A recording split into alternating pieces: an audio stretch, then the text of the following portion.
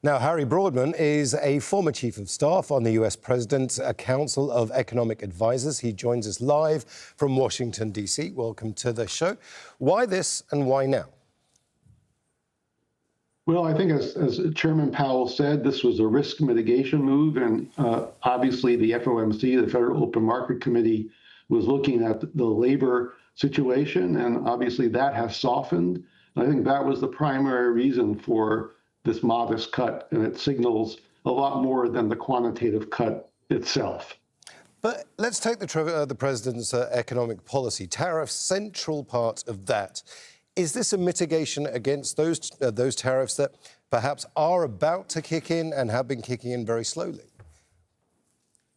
It could be. I mean, when these interest rate cuts are made, there's a lot of variables that go into that decision. But I think first and foremost, given the Fed's contract essentially is to mitigate problems in the labor market and to mitigate high rates of inflation or even modest rates of inflation. So I think this was the appropriate step to take at this point. Well, let's talk about the Fed's contract. The Fed is completely independent from the US government. That's the way the system is designed. But President Donald Trump has been very critical of the Fed Reserve Chair Jerome Powell very publicly. How crucial is that independence, and is Donald Trump attacking it?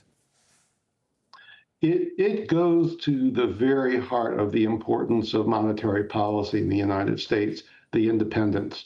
And I think anything that jeopardizes that holds tremendous risks for the stability and the future of the U.S. economy. I think President Trump's, name calling and his intervention with Chairman Powell and the Fed, I think, is really uncalled for. And I think it's unprecedented, at least in my lifetime, for any president to behave that way. Powell, I think, has really conducted himself quite professionally, and I think he's doing a really good job on this. But I mean, you say that it's an attack, but are there real world consequences to the Fed to have such a hostile president? Well, I think at this point, no, because I think Mr. Powell has done a really good job, but I think fiscal policy are the politicians' job. That's what we do in Congress and in the executive branch. Monetary policy in any advanced economy around the world is seen as an independent lever on economic policy. And Chairman Powell has been relentless, as have other chairs prior to him, about maintaining that independence. Mr. Trump, has been, jumping up and down and screaming about Fed policy. That's really uncalled for. And I think, frankly, it's to Mr. Trump's detriment to continue that kind of campaign. It's often been said that when America sneezes, the world catches a cold. I mean, just bring this to the global perspective on this.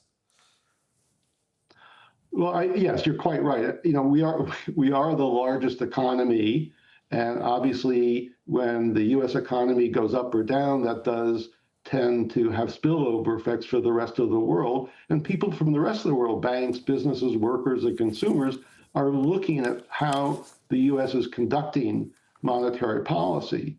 And I think so far, Mr. Powell has held his ground. And I think he has a lot of support, frankly, not just from economists, but I think from most policymakers, from most investors, from most consumers.